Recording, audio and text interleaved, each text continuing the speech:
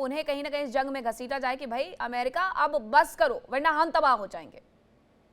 बिल्कुल pressure point बनाया है, और न केवल वहां अंतरराष्ट्रीय रूप से उनके ऊपर दबाव बनाया गया है। लेकिन हालांकि मैं इस बात से पूरी बिल्कुल सहमत नहीं हूं कि कोई भी देश एक अंतरराष्ट्रीय स्वतंत्र अंतरराष्ट्रीय जलमार्ग पर कब्जा करके कब्जा और कर ले। उसको एक लीवरेज की तरह इस्तेमाल करे, इसका मैं बिल्कुल समर्थन नहीं करता हूं। लेकिन वो कर रहा है। मैं ये नहीं कह रहा कि कोई, मैं ये बता रहा हूं कि जब भी आप डैमेज असेसमेंट करते हैं तो आपको बिल्कुल करेक्ट तरीके से वो करने की जरूरत जरूरत होती है। इसको पी पोस्ट स्ट्राइक आपका डैमेज आपका असेसमेंट कहा एस्केलेशन जाता है। इतना सटीक होना चाहिए, यानी कि कर्नल टीपी त्यागी बिल्कुल। जी। कर्नल बिल्कुल। टीपी जी। जी sir. Colonel TP Tyagi ji, क्या आज रात में बहुत कुछ परिवर्तन हो जाएगा? सुबह जब पूरी दुनिया सो करके उठेगी तब तक ईरान स्टोन एज में पहुंच जाएगा जैसा अमेरिका ने कहा? ईरान ने भी हालांकि वही बदले में धमकी दी। आपने सुना होगा, हम्म। खूब लड़ी मर्दानी वो तो झांसी वाली रानी थी। हम्म। सुना है ना? जी।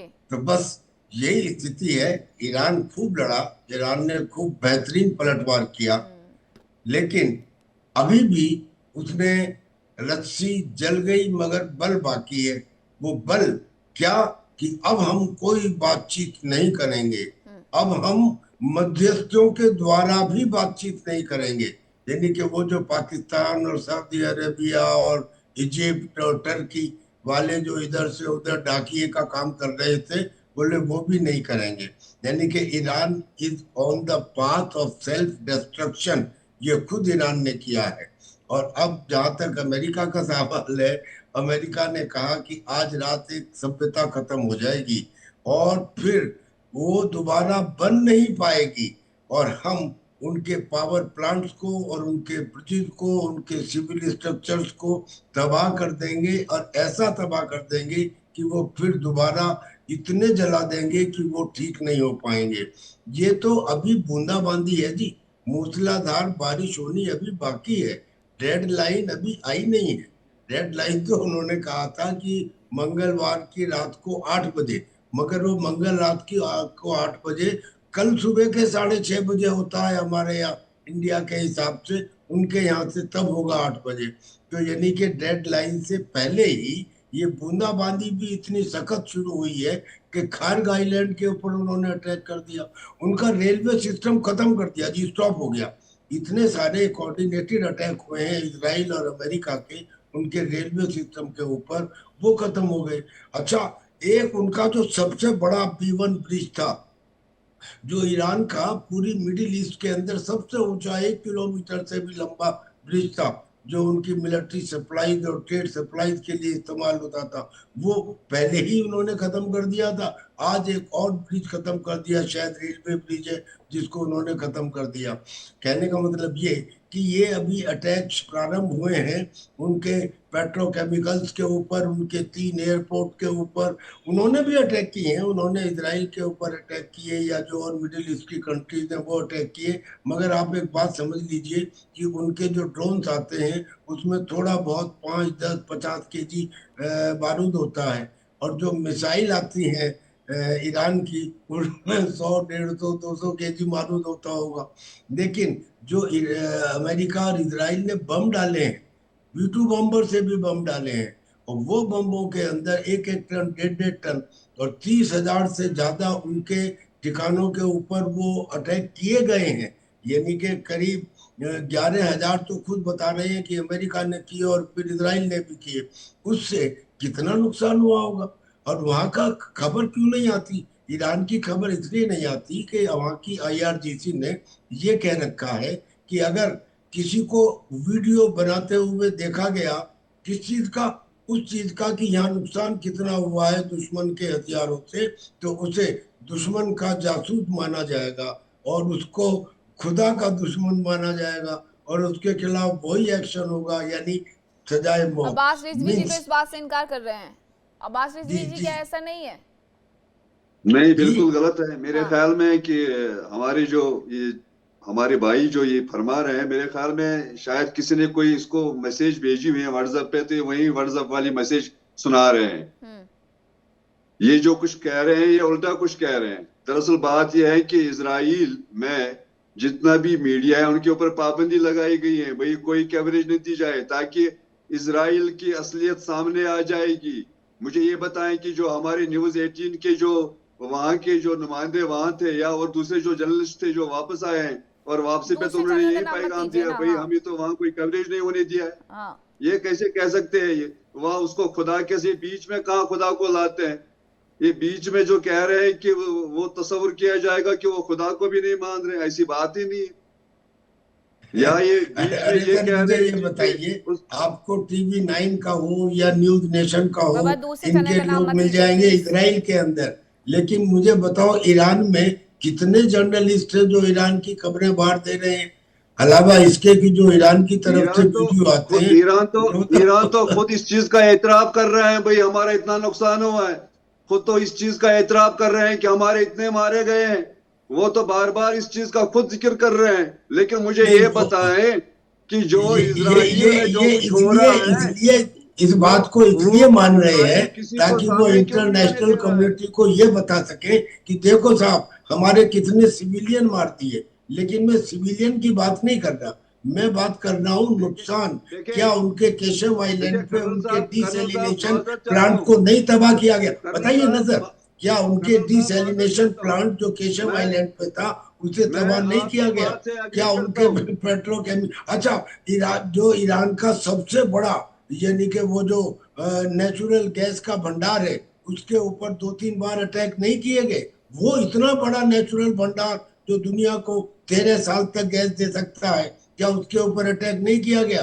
तो क्या ये कर्नल साहब उनके स्ट्रक्चर, अब इंफ्रास्ट्रक्चर पर अटैक मैं तो नहीं है? आपकी बात समझ तो गया वो हूँ। वो मुझे वो सिर्फ अब मेरी वो बात एक ही सुनिए। चीज बताते हैं, हमारे इतने लोग मारे गए, ये दिखाने के लिए कि उसमें इतने बच्चे थे, इतनी औरतें थी, सिविलियन थे। और देखो, ये जो अमेरिका और इजराइल है, ये हमारे बच्चों को मार रहे हैं, हमारे सिविलियंस को मार रहे हैं टू गेन सिंपैथी।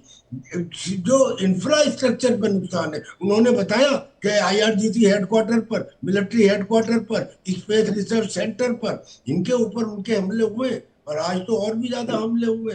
तो देखिए ये मेरे हालत ख्याल में होने के मीडिया बाद के भी वो सामने बताएंगे कि उस हमारे यहाँ 12 साल के बच्चे भी जो हैं वो हमें ज्वाइन करने मेरे को तैयार है। सर, तैयार नहीं है, उन्हें जबरदस्ती बुलाया जा रहा है। पता है नहीं? बताइए, कहिए। हेलो, हाँ हाँ बोलिए यस। बोलिए अब्बास जी, आपकी आवाज आ रही है। मैं ये कहना चाह रहा हूँ अपने मोहतरम भाई से कि मुझे ये बताएं कि जब पिछले साल अमेरिका ने ये ऐलान किया है, हमने तो जो उनके आईटीबी प्लांट थे वो तबाह बर्बाद कर दिए, और आज कैसे वो भीख मांग रहा है कि भाई आईटीबी तवानाई को आगे न बढ़ाएं। आज कैसे वो जो उसकी तोती है, एक तोती होगी पाकिस्तान, दूसरी तोती होगी सऊदी अरबिया, तीसरी होगी कतर, यानी उसने मुख्तलिफ, जैसे तो आपके घर में भी कोई तोता होगा ना, जैसे मैंने अपने घर में तोता पाला है, जैसे मैं तोते को बोल रहा हूँ तो वो वही कुछ सीख रहा है। अपने इतने तोतियों को पाल के मुझे ये बताएं नहीं कि वहां उसके क्या नहीं अड़े नहीं है? ये सिर्फ एक अमेरिका, नहीं, ये नाम नहीं है, बल्कि एक अमेरिका पूरे दुनिया में एक हैबत है, एक डर है, एक खौफ है, और पूरे दुनिया को ईरान ने इस खौफ से निकाल दिया है कि अमेरिका कुछ भी नहीं है। उसने B2 बम्बर्स यहाँ मारे हैं, इतना कुछ कत्ल गारत किए हैं, यहाँ कत्ले आम किया है, उसके बावजूद हम बराबर 38-39वां दिन आज जा रहा है, हम डटे हुए हैं।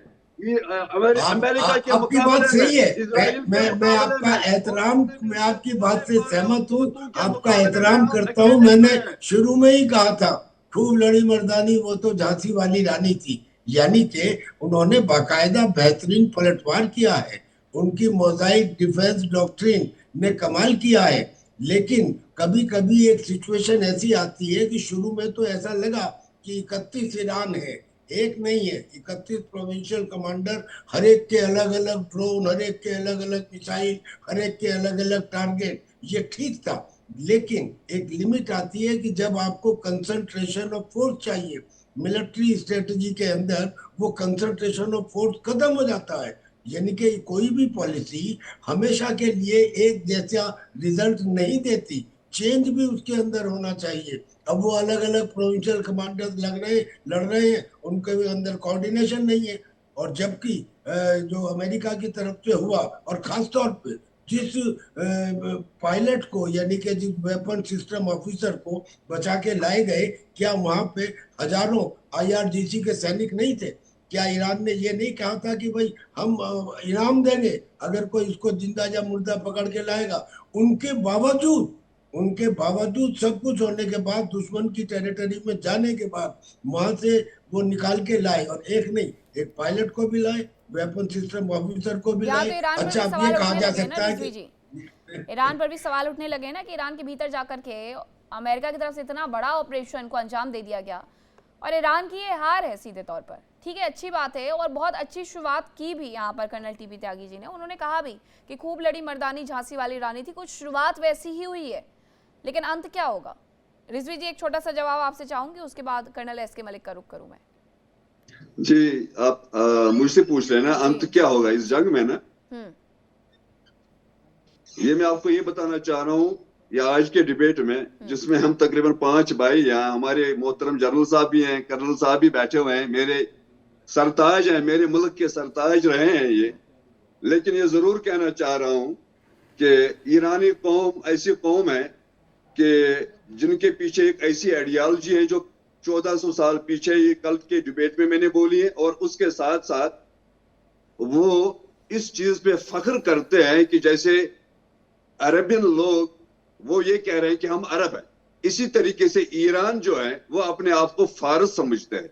और जब वो इस फारस वाली बात कर रहे हैं कि अगर उनके बीच में हजारा इख्तिलाफ भी हो और जब कोई तीसरा उनके बीच में दखालत करे तब वो एक हो जाते हैं, और इस जंग का अंत यही होगा कि यहाँ अमेरिका की रुसवाई होगी और अमेरिका की हार होगी। चाहे आज की रात में एटमी ताकत भी इस्तेमाल करे अमेरिका, 2 लाख 3 लाख 4 लाख 1 करोड़ मर जाएगा, लेकिन जो पीछे 8 करोड़ लोग बच जाएंगे, ये देख लेना कि वो किस तरीके से अमेरिका और उनके जो हवारी हैं, उनके जो तोते हैं, कैसे उनका मुकाबला करेगा। ठीक है, नहीं, अच्छी बात है, ये अच्छी बात है। मैं कहता हूँ कि किसकी हार होगी किसकी जीत होगी ये ना तो आप तय कर सकते हैं ना मैं तय कर सकता हूँ, लेकिन जो कुछ हुआ है पिछले दिनों में, बीते हुए कल में, उससे अंदाजा लगाया जा सकता है कि आगे आने वाले कल में क्या होने वाला है। अब उसको आप देखिए, मैं अभी न्यूक्लियर वगैरह की कोई बात नहीं करता, लेकिन इतना तो बताना चाहता हूँ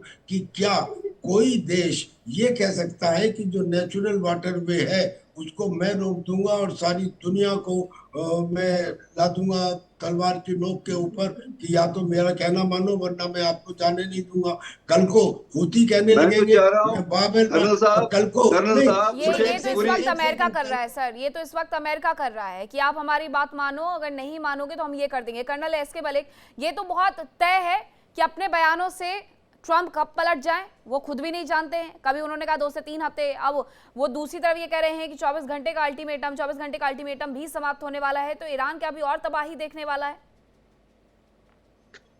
मीनाक्षी जी, मैं सभी वक्ताओं को सुन रहा था और सभी का बहुत बहुत धन्यवाद उनके विचारों के लिए। देखिए, मेरा एनालिसिस थोड़ा सा अलग है, और वो ये है कि देखिए ट्रंप साहब जो अल्टीमेट देते हैं कि एक ऐसे ऑफेंसिव पोस्चरिंग है, और वो ये आप समझ के चलिए कि कोई भी ऑपरेशन कोई कह के नहीं किया करता।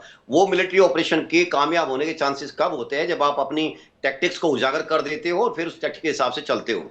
देखिए, कहा कुछ जाता है, पर्दे के पीछे होता कुछ और है, एक्शन कुछ और लिया जाता है, और आप ये भी मत समझिए कि आपका अटेंशन कहीं और फोकस किया जाएगा, एक्शन कहीं और होगा। रही बात यह है कि ईरान की, आज ईरान रेजिस्टेंस कर रहा है। देखिए, ईरान की एक बात मैं मानता हूं कि वहां के लोग सच में जज्बाती हैं, वो बहुत जोशीले लोग हैं, इसमें कोई शक नहीं है। बात ये नहीं है, मैं जो मेरे अब्बास रिजवी भाई है, मैं उनसे एक ही चीज कहता हूं, देखिए ईरान की जो इशू जो चेंज हुआ है, जो तख्ता पलट हुआ है अप्रोच के अंदर, वो 79 से हुआ है।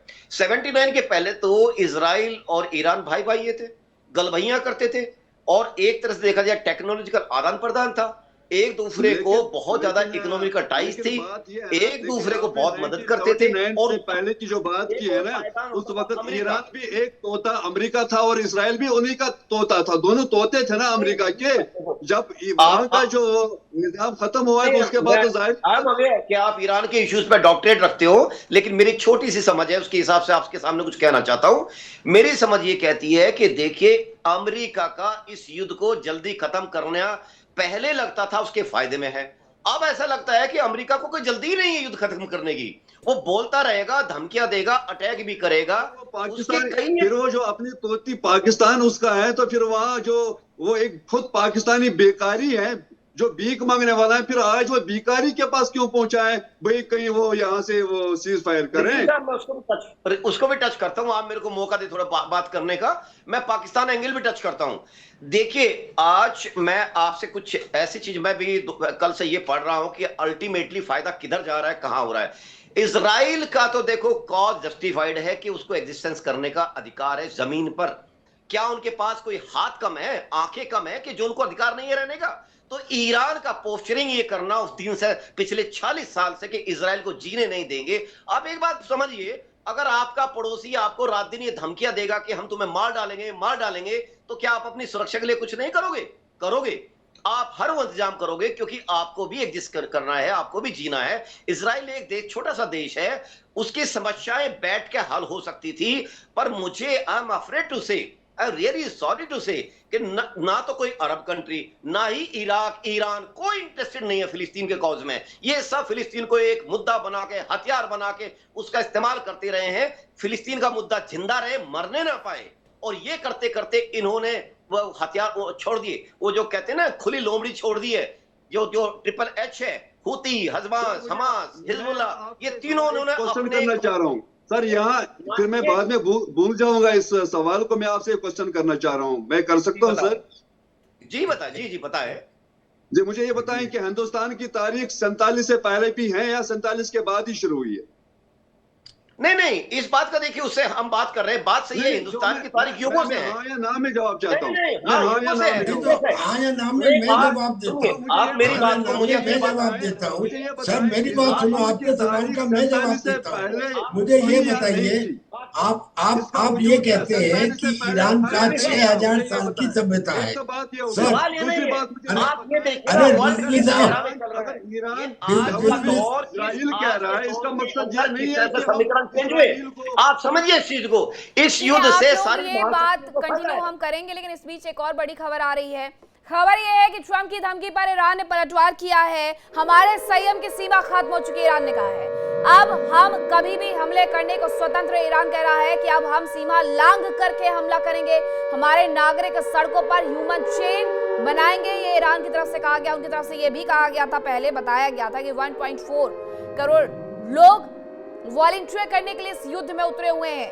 अब ईरान ये कह रहा है कि हम सीमा लांघ करके इस हमले को और ज्यादा आगे बढ़ा सकते हैं। मेजर जनरल अनुज माथुर जी, क्या समझा जाए, कौन सी ये सीमा है जिसे लांघने की तैयारी ईरान की तरफ से की जा रही है? जी देखिए, सीमा लांघने का जहां तक प्रश्न है, आपको अपनी सीमा भी पता होनी चाहिए, मेरा ये मानना है।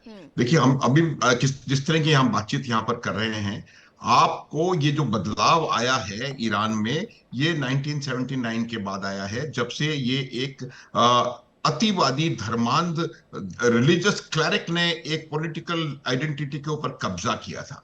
ये पहले कभी नहीं होता है कि कोई रिलीजियस जो क्लरिक है, आप पूरा कहीं का भी इतिहास उठा करके देख लें, विश्वामित्र और वशिष्ठ और ये जितने गुरु थे, कभी राजा महाराजा नहीं बने। राजा महाराजा बनना और लड़ाई लड़ने का काम और देश चलाने का काम और राम और युधिष्ठिर का ही था। तो ये आपको समझने की आवश्यकता है, पूरा इतिहास हमेशा इस बात को समझता है। और जब से ये हुआ है, तब से ईरान का जो डिक्लाइन है वो शुरू हुआ है। मैं पूरी तरह से सहमत हूं हमारे जो भाई बैठे हुए हैं उनसे, क्योंकि ईरान एक बहुत पुरानी सभ्यता है। लेकिन ये जो इस्लामीकरण, जो इस्लामिक रेडिकलाइजेशन हुआ ईरान का, तब से ईरान की परिस्थिति जो है वो मुझे लगता है इतनी जबरदस्त, इतनी पुरानी और इतनी सफल सभ्यता को कहीं ना कहीं एक बहुत बड़ा नुकसान पहुंचता हुआ नजर आया। आप देखेंगे कि किस प्रकार से पिछले 47 वर्षों का बहुत इकोनॉमिक कुप्रबंधन, अर्थव्यवस्था उनकी उन्होंने बेड़ा करके रखा हुआ है। $1 में